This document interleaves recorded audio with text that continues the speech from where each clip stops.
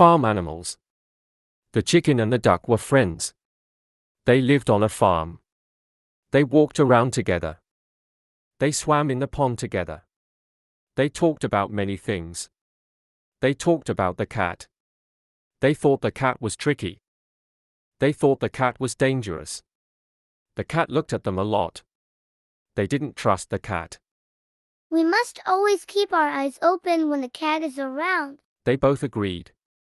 They talked about the dog. The dog was very friendly.